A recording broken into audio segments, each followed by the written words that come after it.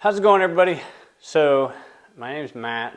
I am 36 years old. I am starting this YouTube channel because we are adding on to our house, and I want to bring everybody along for this journey. This is a dream that I have always had of wanting to build or add on to my own house. So I've been in the trades since I was 18. This is something that I've enjoyed all of my life, is working with my hands. I've overcome a lot, and I've really changed the perspective I've had on people working in the trades. And so this is something that I just want to get out to everybody, is show you guys the ins and outs of this stuff. I know there's lots of channels out there that do similar stuff to this, but I want to do stuff a little bit differently. So what I'm starting with here is we've released the skid steer videos. So I did the new rollers on the skid steer that you guys all saw. Now after I did that, I did put the old tracks back on for a little bit. I wanted to make sure that all the track system was working just fine. And after that, I did purchase new tracks. Then I was also having a small problem with the skid steer where it was pressurizing the coolant system. So if you guys aren't familiar with that, pressurizing of the coolant system can either be, well, it could be a bad radiator cap that's letting the pressure out and then causing the overflow to overfill, or it can be a head gasket or a cylinder head failure or a cylinder block failure where you're getting compression from the engine into the coolant system. And so what I did was, and I did not film all of this, and I apologize, but I took the cylinder head off, and I checked everything, and everything was fine. The cylinder head, the cylinder block was all fine, and it was all flat, and so I just put a new cylinder head gasket on it, and that fixed all the problems that I was having. So it has been running like a top. We've used it nonstop, so it is working really well. The other thing that I did do was I replaced the engine wiring harness. So I was having an issue with the alternator not charging, and that is, there's a signal from the ECU that sends down a wire to the alternator to tell it to turn on when it needs to charge the battery. And that wire was damaged through the loom in a few spots. As I was running a new wire, I was inspecting it, and I noticed that there was some other wires that were damaged and getting pretty brittle. And then when I went to take the harness out, the wiring harness was extremely stiff. It is in a high heat area, so it had become very brittle and stiff over time, and that made it very hard to remove. But once I got it out, I got the new one in, and I have not had any problems out of the wiring, which has been tremendous. Let's see, with the skid steer, what else did we do? We did the wiring harness, we did the head gasket, did the new tracks. What else did I do? We put a new joystick. And so the joystick went out for the arm controls, for the bucket controls. And so I did have to go purchase a new one of those. So I know everybody's going to say that cat skid steers are the most expensive and yada, yada, yada. Caterpillar has built the best parts system stock you can imagine. Not every manufacturer out there has the parts that Caterpillar has. When I went and ordered the rollers and all the sprockets and everything like that, they had the sprockets in stock, they had 4 of the rollers in stock, and the other ones were 1 day out. So within 2 days, or within a day of me going into saying I need this stuff, or calling in and saying I need this stuff, they had everything in stock. I think that was the wiring harness and everything. You cannot, when you're buying an older piece of equipment, you cannot buy some off-the-wall piece of equipment.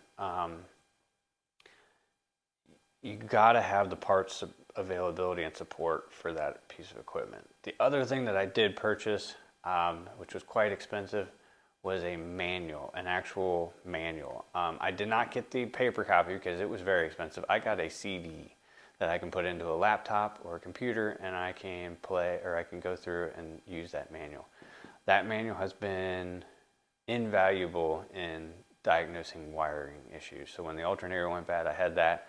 I was able to pinpoint the wire in the connector that went to the ECU, and I could test for continuity, and I could know that there was a break in that wire.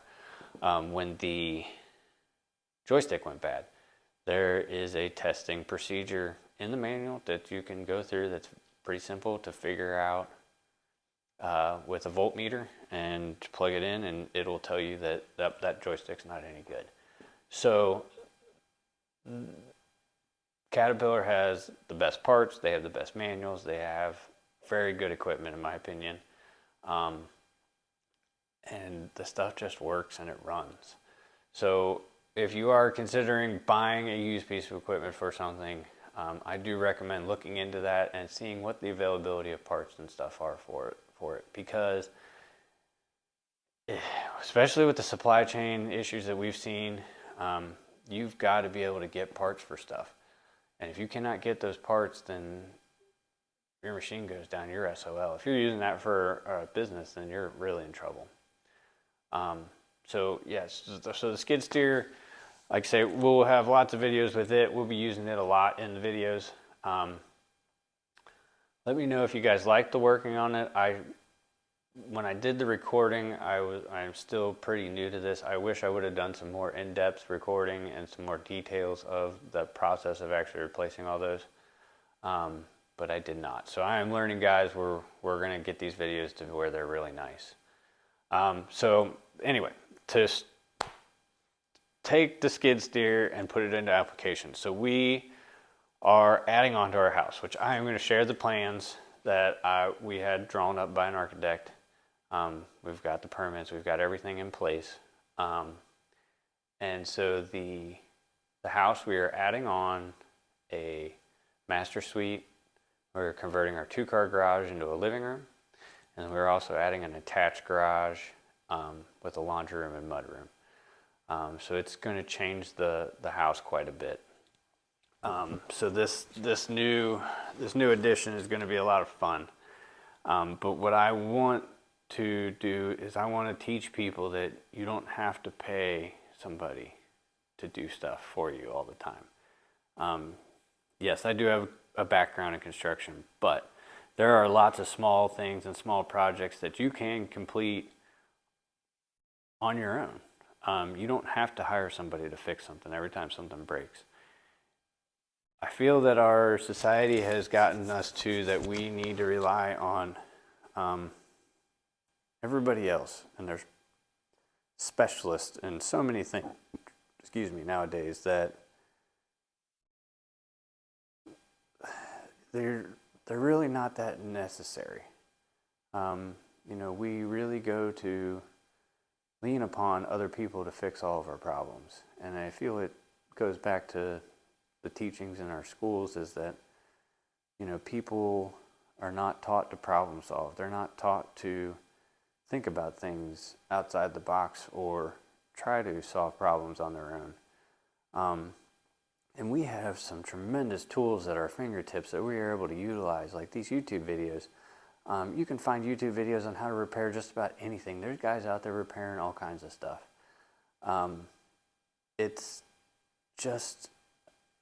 a lost thing. I mean, our grandparents and stuff, that built this country, they built their own houses. They did all this stuff. They did this. They, built the country. They came back from war. They came back from this or that, and they were able to build their own house because they couldn't afford to pay somebody. And I feel like that's something that we need to work on. So what I want to do with these videos is I want to be able to teach younger people how to fix small problems, how to problem solve, how to go through the thinking of how to problem solve.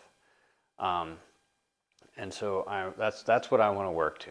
So circling back to the house, we are going to put in a geothermal system. We're going to do a horizontal pit. We're going to do 6 ton worth of tubing in the ground, which I will go into a lot more detail in the video. I chose a pit system because I can run an excavator, I can dig this, I can do this on myself, and I don't have to hire somebody. I don't have to pay somebody to come in and drill wells. And I have tons of land, so it's not that big of a deal because I have places to stick this underground.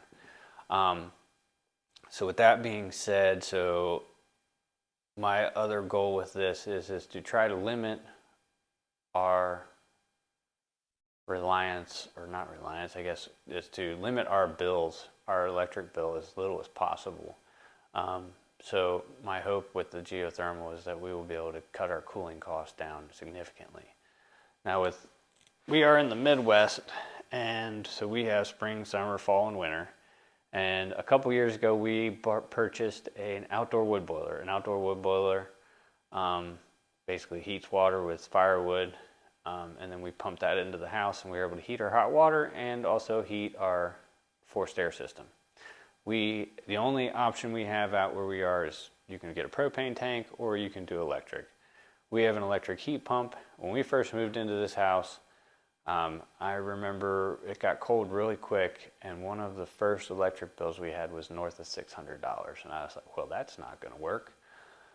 So what I did was I had a freestanding wood stove that I had purchased for an old rental that we had, and I kept it.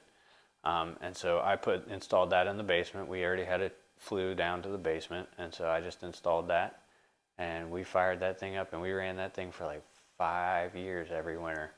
And it kept the bill reasonable. It wasn't great. Now that we have this new wood boiler, it is awesome. It is a lot of work to get the wood together, but it is awesome to have that heat available, and our electric bill is very minimal in the wintertime. So that's part of the projects that we're going to be doing. I did concrete, so we're going to do all the concrete work pretty much ourselves. It's going to be a lot of fun. So as I said, we already have the permits and everything in place. So I will be doing a lot of the work myself for the mechanical stuff. I do have friends in the industry that are going to help me, or that I can call to advise me when I have a question. So we are going to be doing a lot of work. I currently am sitting in the old 2-car garage right now. So this is going to become our new living room. It's going to be very nice once it's done. I'm very excited for it. So it's going to be an awesome adventure.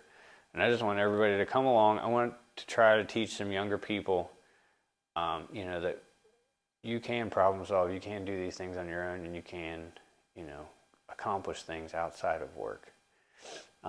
So if this is something that you guys want to watch and come along with us, please subscribe and like the videos.